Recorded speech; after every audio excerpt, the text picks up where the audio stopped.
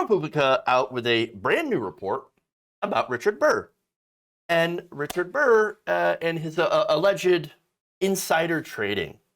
So the report that just came out said that after Burr had dumped more than $1.6 million in stocks in February, a week before the COVID market crash, he had called his brother-in-law, according to a new SEC commission filing. So now he calls his brother-in-law. They talk for 50 seconds. So what do they talk about? Why is this related to his alleged insider trading? Well, we'll get into that. So now Burr, according to the SEC report, had material non-public information regarding the incoming economic impact of coronavirus. And so as soon as he gets out of that, he calls his brother-in-law, Gerald Foth, and Foth then calls his broker in order to do massive trades. Now, Foth, a member of the National Mediation Board, had dumped the stock the same day that Burr did, right after that call. That's not at all suspicious. In fact, on the day that he received the call from Burr, Foth sold between $97,000 and $280,000 worth of shares in 6 different companies, including several that were hit particularly hard in the market swoon and economic downturn. According to the SEC, the first broker he called after hearing from Burr was out of his office, so he immediately called another broker to execute the trades. So this isn't, understand that context, right? So he calls a broker and they're not there. Now, okay, if it's not an emergency, you'd be like, all right, I'll wait till my preferred broker gets in. This guy was like, no. Get me a goddamn broker. Get it now. I need to dump these stocks immediately, or I'm going to lose money. Very, very important context, okay, to remember. Now, in its filings, the SEC also alleges for the first time that Burr had this material non-public information about the economic impact of coronavirus based on his role at the time as chairman of the Intelligence Committee. As a member of the Health Committee and through former staffers, were directing key aspects of the government response to the virus. He knew. Fairly obvious. And so Burr, as we remembered, unloaded about $628,000, I should say between $628,000 and $1.72 million of his holdings in February 13th in 33 separate transactions, which again, not at all shady. What are you talking about?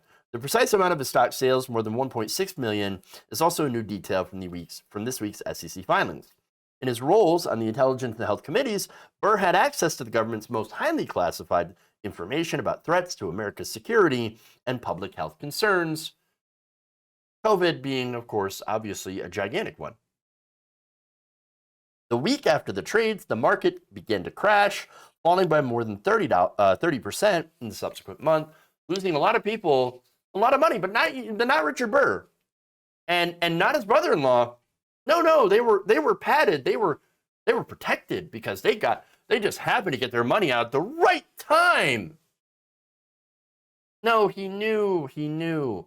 Now, that's not the worst part about it, that he knew, and then he took action to save his own money, but publicly, he lied. He put out an op-ed about a week before his sell-off, saying the federal government was well prepared to handle the virus. He said the United States today is better prepared than ever to face an emerging public health threats like coronavirus. Not true at all. That same month, according to a recording obtained by NPR, Burr had given a VIP group of an exclusive social club a dire warning, saying that COVID could curtail business travel, cause schools to be closed, and result in even the military mobilizing to compensate for overwhelmed hospitals, meaning, of course, that it would be a complete and utter disaster. Burr then, at the time, defended his actions, saying he relied solely on public information, including CNBC reports, to inform his trades and did not rely on information he obtained as a senator. But how do we know? How do we know? Alice Fisher, Burr's attorney, told ProPublica at the time that Senator Burr participated in the stock market based on the public information and did not coordinate his decision to trade on February 13th with Mr. Foth. which now we know, thanks to the SEC, he absolutely did coordinate with Mr. Foth. He got a hold of him and said, hey, there's some bad shit coming on COVID.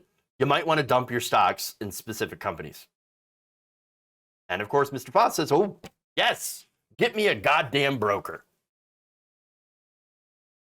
No, nothing to hide here, though, he says. No, not at all. Totally normal behavior. So now it gets better. The Foth has been subpoenaed by the SEC. Now, that actually happened last year during this investigation and was stonewalled. So now his excuse is, and you're going to love this, an unspecified medical condition. Oh, I'm too sick to go and testify. Oh, my toe hurts. Oh, I have a tummy ache. I've got a headache that just won't go away. It's this big. And yet, even with his so-called medical condition, which he might even have a medical condition. What is it, bone spurs? Worked for Donald Trump, I guess. But he apparently seems to be healthy enough to continue his duties at the National Mediation Board, which is a federal agency that facilitates labor management relations within the nation's railroad and airline industries. He was appointed there in 2017 by President Donald Trump, and then reappointed to the board by President Joe Biden. Interesting. In its filings, the SEC accuses Foth of engaging in a quote-unquote relentless battle to dodge the subpoena. You know, kind of like Neo in the Matrix. Don't serve me! I don't want to be served! Or some of the other congressmen who were running from the January 6th subpoenas. Remember that? They literally had to chase him down just to serve him. But no, again, you asked them, totally not shady, totally fine. No, there is something going on here, obviously. You cannot, by law, use your insider information that you get in the government to make beneficial stock trades. Now, of course, that doesn't mean that they don't do it. Of course they do it. You'd honestly be dumb not to do it. If you have that information and you're allowed to own stock, as senators are, or congressmen, then you would be absolutely stupid not to go and make those trades. Dump those stocks and buy beneficial stocks and things like PPE and things like, for example, a hand sanitizer or cleaning products, things like that. Of course, you'd be stupid not to do that. So what's stupid here is we have a system that allows us to do that. That's why no senators should own stock. None. And again, this is too big of a conflict of interest here. This invites corruption 100%. I mean, there's only one obvious answer to this. Ban congressional ownership of stocks during their time of office. You should not, as a congressman, be able to own stock. You just can't. You must be forced to divest. And I know they always make the excuse, well, I don't actually manage my investments or my portfolio. No, it's someone else. It's a blind trust. I don't even know what they're investing in. You think that if you have all that money, all of your investments, that you're not going to check on it? Are you seriously making that case? Oh no, honor system. I would never check on my investments. We're not stupid. We know exactly what you're doing. They should absolutely be forced to divest. It is absolute corruption. Now, unfortunately, with Congress being as corrupted as it is, I doubt very much they'll actually vote to make people divest. And so I'm curious to see, though, where the SEC investigation into Foth and Burr go to. Burr, I think, was already cleared, so the investigation for him is over. But it is interesting if these revelations reported in this SEC investigation into Foth might lead to that being reopened. I can only hope so. But at the same time, with all that I've seen so far with our corrupt system, I am incredibly cynical at any real repercussions happening some of these senators, because I think that they all do it, or most of them. We have a system of corruption and bribery in Washington.